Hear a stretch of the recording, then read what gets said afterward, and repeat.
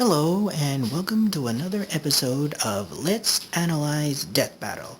This is Anime Addiction, and for today's episode, it's going to be a bit of a treat. I'm going to analyze not one, but two episodes of Death Battle, specifically the original and the remastered version of Boba Fett versus Samus Aran. Now, as always, if you haven't seen either of these episodes, please go to screwattack.com or their channel on YouTube and see it first so you don't get spoiled. And to be quite honest, I was a little surprised that they were going to remaster the original first episode of Death Battle, though I am quite excited as to how they are going to play this one out. And so far, the previews show that the episode will be remastered into a kind of 3D environment, which is a big improvement over the original. Like always, I will allow Boomstick and Wiz to do the initial analysis for both combatants for both episodes before I give in my 2 cents worth. And just so you know, I am more familiar with Boba Fett, being a Star Wars fan, than I am with Samus Aran, who happens to be part of Metroid. But in any case, once again, here we go with Samus Aran and Boba Fett, part 2, I guess. So, Boomstick and Wiz, go to it.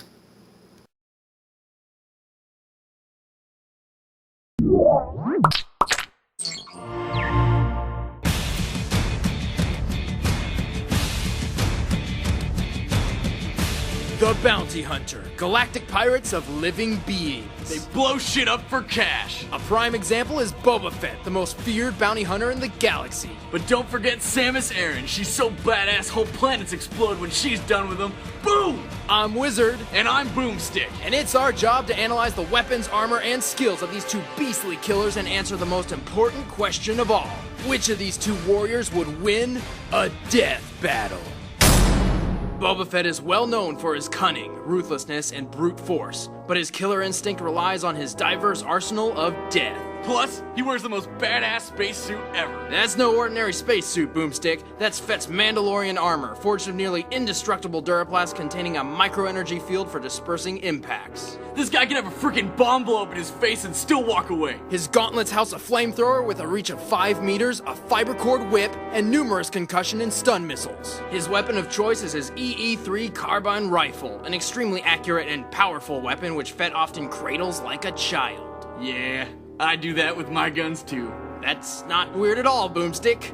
Fill us in on Fett's heavy weaponry. Well, everybody and their grandmother knows that Fett can zoom around on his badass jetpack, but that jetpack also has a single anti-vehicle homing rocket, and believe me, you don't want to see this thing headed your way. That's right, Boomstick. In short, Fett is a human Swiss Army knife. He's killed hundreds of criminals, politicians, and Jedi. He's even held his own against Darth Vader. Twice. Holy shit, that is hardcore. He became leader of the Mandalorian mercenaries after the Galactic Civil War and battled Mace Windu to a draw when he was 12 years old. Sam Jackson's got nothing on him. But with all his awesomeness, every so often Fett will totally blow it. He's fallen into the Sarlacc 3 times. 3! And the Sarlacc's not exactly running around looking for snacks. 3 times? How do you even do that once? It's a giant hole in the ground with teeth, and he's got a jetpack. Still, even with his ridiculous flaws, Boba Fett is a whole new meaning of deadly. No disintegration. As you wish. Samus Aran was infused with bird-like Chozo DNA at a young age, increasing her strength, speed, and athletic ability far beyond those of a normal human being. How do they do that? I want me some bird DNA. She wears the power suit, typically in Varia form, shielding her entire body without restricting any movement or flexibility. Too bad it makes it look like a dude. Her primary weapon, the arm cannon, has acquired numerous awesome upgrades over the years, though the basic power beam is a pea shooter with a pathetic range. But when it's fully charged, it'll blow your face off. Bam! Shoot the whoop! The arm cannon can also use an ice beam, a grapple beam, and a plethora of seeking and super missiles. Samus controls the skies with a powerful and speedy screw attack, and if there's trouble in the battlefield, she can curl into morph ball mode and slip away unnoticed. What the How does she do that? Bird DNA, Boomstick. bird DNA. Samus also has a freaking huge supply of power bombs, which will destroy anything on the screen in seconds. Nothing survives. She is known to be the bounty hunter capable of taking on impossible missions, fighting massive beasts, and even wiping out an entire species. However, she often makes mistakes. Somehow, she always seems to lose all her power-ups and upgrades at the beginning of every mission. Man, someone get this chick a purse. Well, for a first episode, that wasn't a bad pre-battle analysis for both combatants, though at this point, Wiz and Boomstick had yet to acquire their unique personalities, which made Death Battle more famous at that point. But in any case, now that we've seen the original, let's have a look at the remastered version for the pre-battle analysis.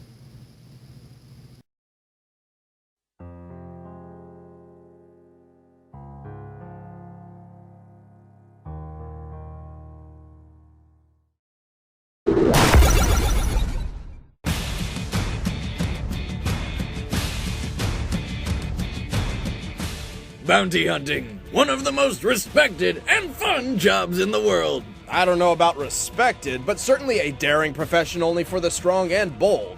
Boba Fett, the most feared bounty hunter in the galaxy. And Samus Aran, a hunter so determined she'll sacrifice a planet to reach her goal.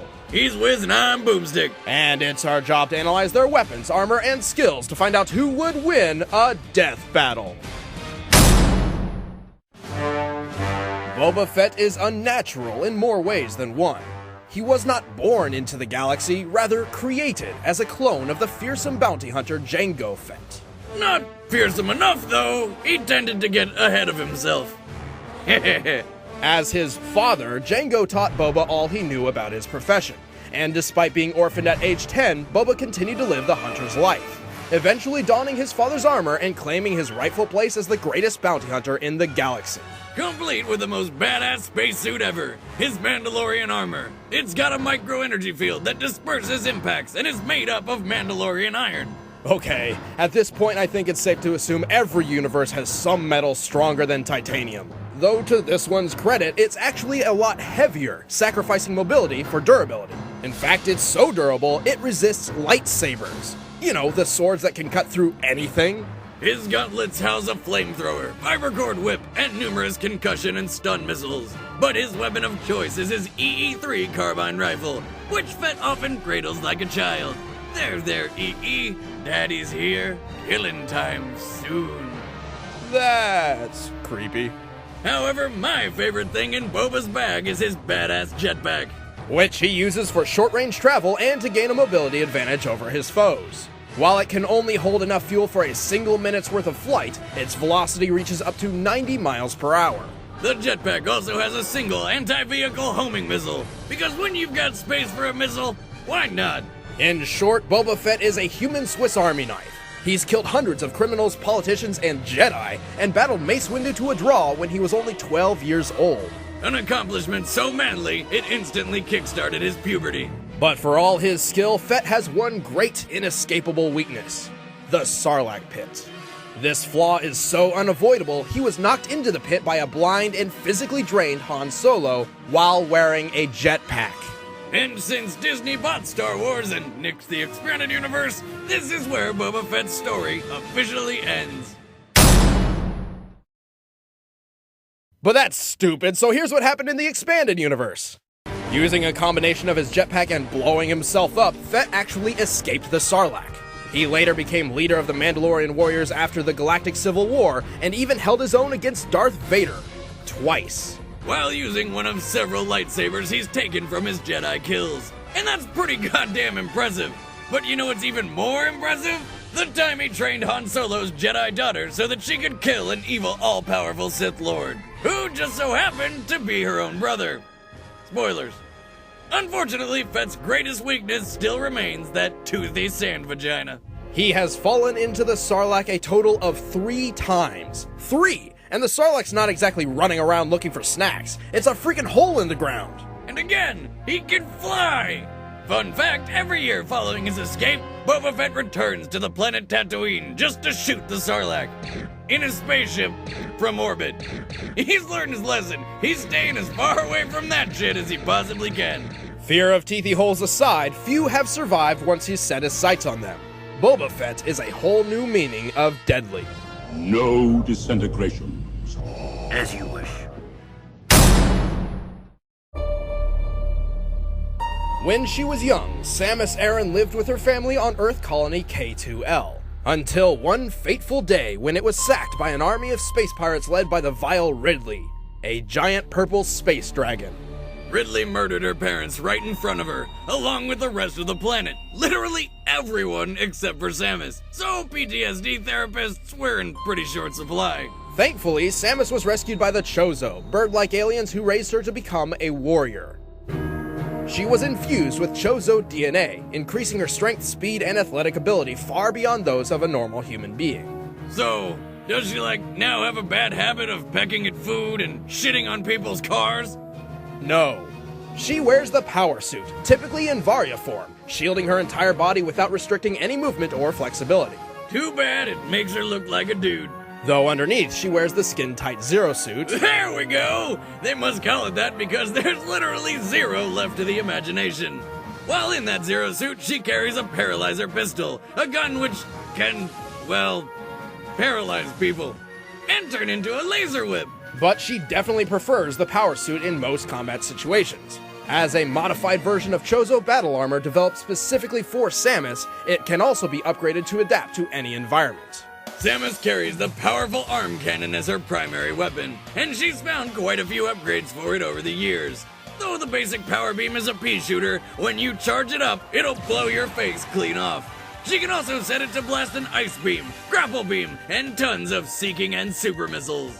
Her Chozo training lets Samus control the skies with a speedy screw attack, and curl into her morph ball form to traverse places few others can. How the hell does she do that? Bird DNA, Boomstick. Bird DNA. Yeah, because we all know how many times you scare a bird in the parking lot and then it just curls up into a ball and zooms away! Alien bird DNA. Well then, F that planet and its birds! But I do like their power bombs, which Samus carries and can use to destroy anything in the general vicinity in seconds. Samus is known as the bounty hunter capable of taking on impossible missions, fighting massive beasts, and even wiping out an entire species. All but one. Talk about having the rarest pet in the universe. And it makes a cute hat. However, she often makes mistakes. Somehow, she always seems to lose all her power-ups and upgrades at the beginning of every mission. How has she not gotten a purse yet? Well, even when she does have all her arsenal at her disposal, it doesn't guarantee its use. For example, she once entered a volcano and did not activate her thermal systems until halfway through the mission, all because she was waiting for permission. Oh, can we please not talk about that game? But don't worry, Samus has proven time and time again to be one of the deadliest hunters in the galaxy. Outlaws everywhere fear the name of Samus Aran. Time to go.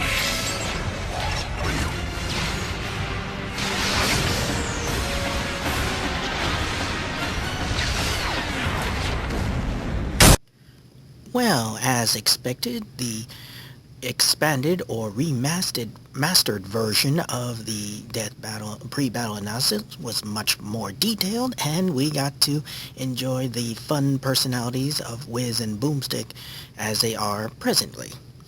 Now, before we go into the death battles themselves, let's talk a little bit about both combatants. First, we'll start off with Boba Fett.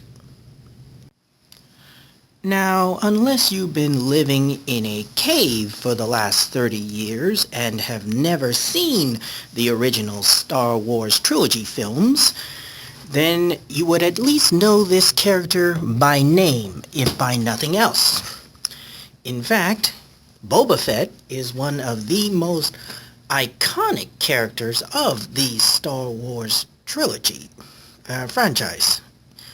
In any case, Boba Fett made his film debut in the second movie, Empire Strikes Back, and he's most famous for capturing Han Solo and, unfortunately, falling into the Sarlacc pit, which doesn't help his track record any better, especially if he's already fallen into the Sarlacc 3 times. Now, he is a formidable opponent with all of his weapons and his experience in hunting down criminals and killing Jedi Knights. And that's nothing to sneeze at, especially if he has a few lightsabers from his Jedi victims. Now, the downside to this person is that the fact that his jetpack though gives him great maneuverability, it only gives him a limited amount of fuel, which means that he can only fly for up to about a minute or so. And that may hinder him. Furthermore, that Mandalorian armor may be resistant to lightsabers, but that doesn't mean it is indestructible. It can be pierced, and unfortunately for Boba Fett, this has proven to be quite accurate when his father, Jango Fett, got beheaded by Mace Windu. Now, in this case and this matchup against Samus Aran, I would say that Boba Fett has a good chance of beating her, but in terms of weaponry, not much of a chance, considering how advanced Samus Aran has. And now, we're going to go into her side. Now, as for Samus Aran, to be pretty honest, I have not really played any of the Metroid games or the Brawl games and whatnot, so I found the pre-battle analysis for her in both the original and the remastered version to be quite informative.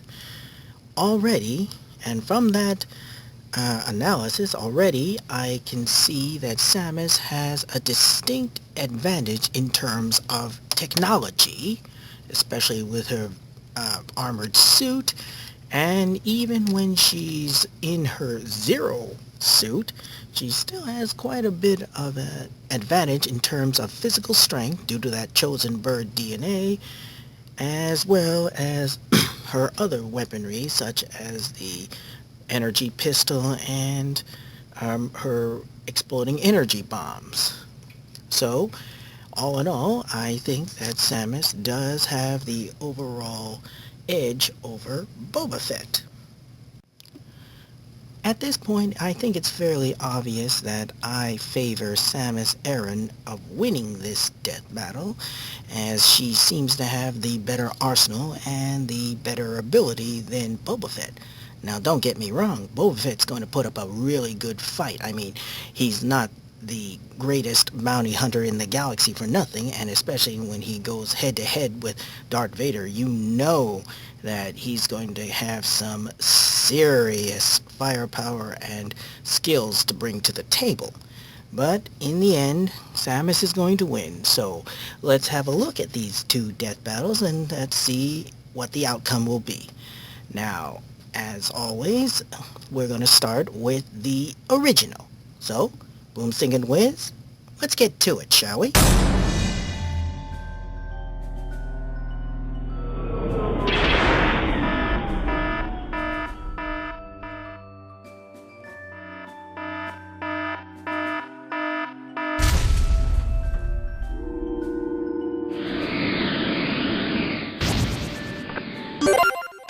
Fight!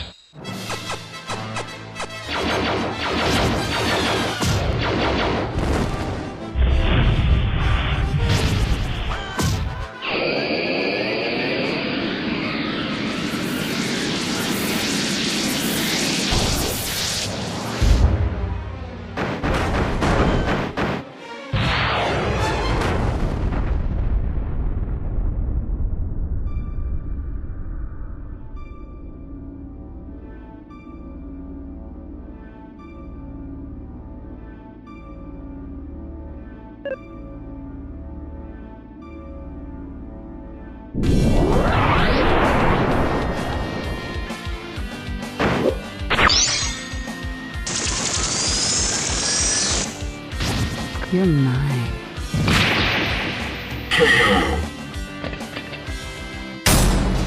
Holy shit! Did you see that, Wiz? That was insane! Fett battled like a champ, but in the end, Samus' superior technology and athletic skill trumped him. Hard. While her basic power beam failed miserably, Samus put her Chozo DNA to work by jumping and dodging around Fett's offensives.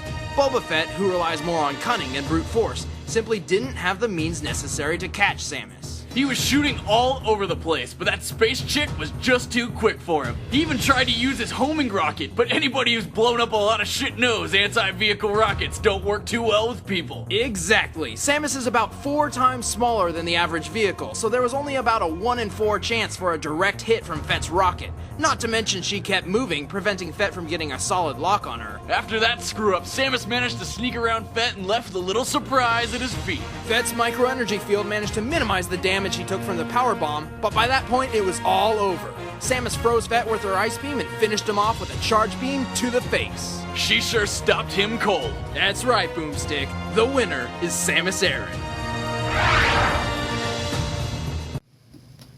Wow, for an outdated version, that was pretty neat. Now let's have a look at the remastered version. Alright, the combatants are set. Let's end this debate once and for all. It's time for a death battle remastered!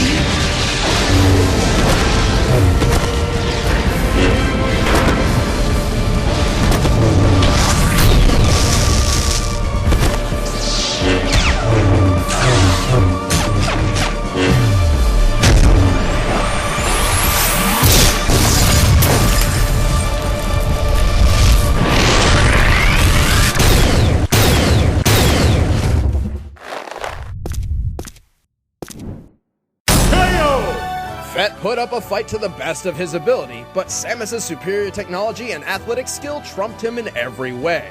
Well, Fett may be more durable and physically stronger. Samus has dealt with foes like that all her life.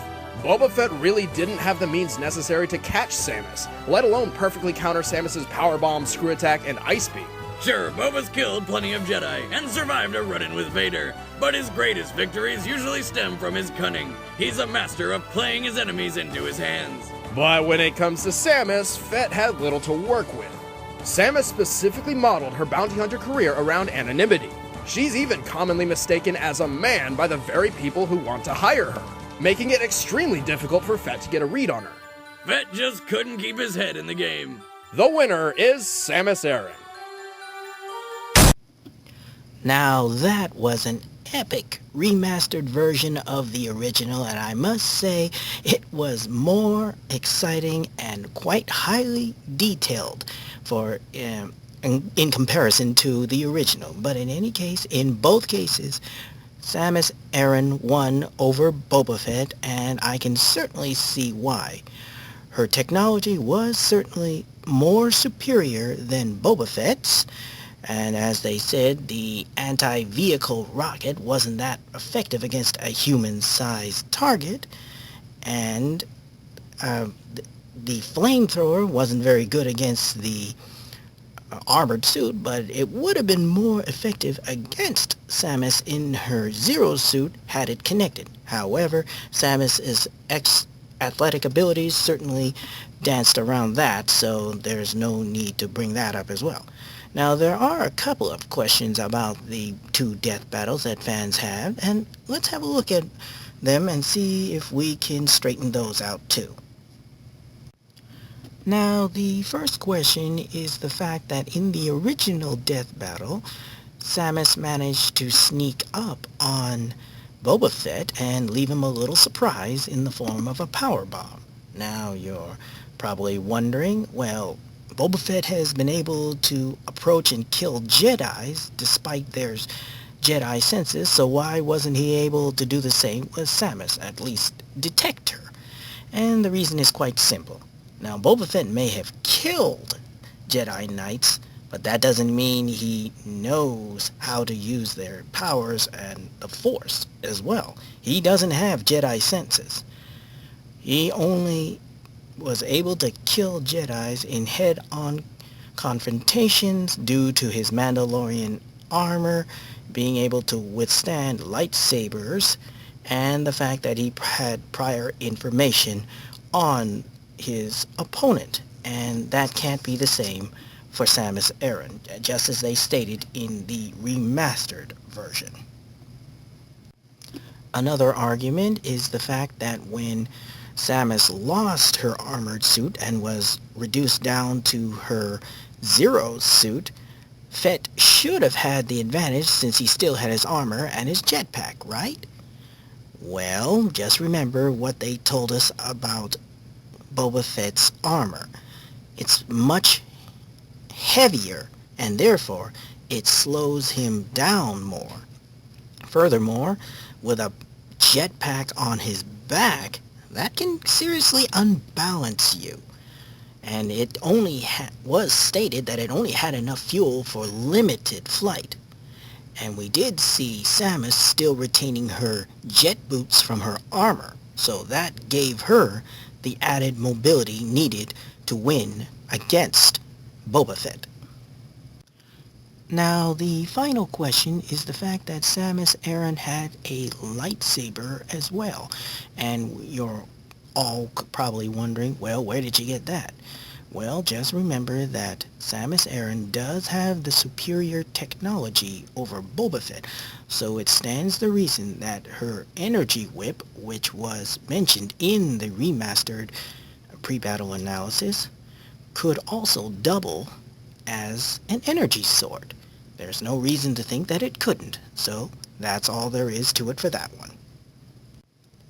Now, this was a very fun Let's Analyze, and I must say I am very impressed with the remastered version of the original Death Battle, and this is the reason why I decided to do both at the same time, to make a comparison and to give the viewers a double feature.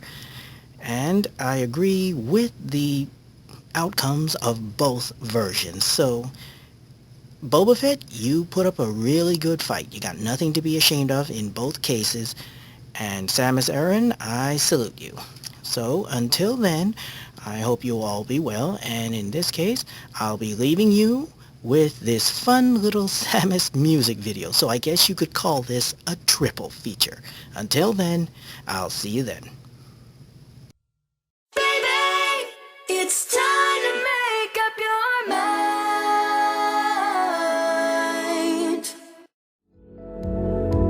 My heart was eclipsed by the dark, then something changed. I saw a ray of light come through, the tiniest of sparks.